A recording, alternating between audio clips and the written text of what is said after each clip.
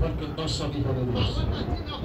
La palabra nos dice en Apocalipsis: el que lucha hasta ganar la batalla, al recibir a un hombre que nadie conocerá ese nombre, sino el que lo haya recibido.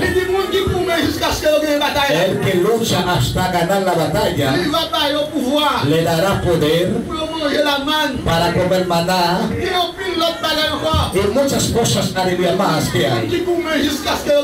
El que pelea hasta ganar la batalla.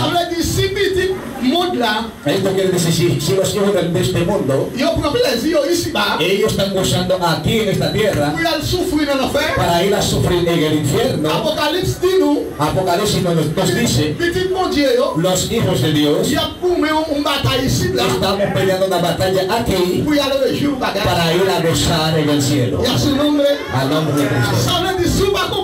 Esto quiere decir, si tú no comprendes esto, tú te piensas como hijo de Dios, tú puedes ir donde quieras, tú puedes hablar como quieras, tú puedes hacer lo que tú quieras. Tú no eres hijo de Dios, porque el hijo de Dios tiene una forma de caminar, una forma de hablar, una forma de vestir. Hay algunos lugares que pueden ir, pero hay algunos lugares que no pueden ir.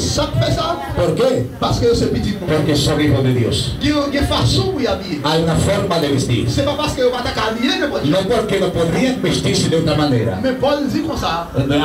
Pablo nos dice: yo puedo hacer todas las cosas, pero todas las cosas no me son lícitas.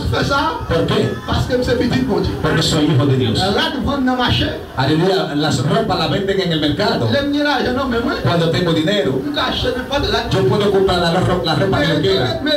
Hay ropa que son para mí. Abogado no puede subir en un tribunal y con una ropa de un médico.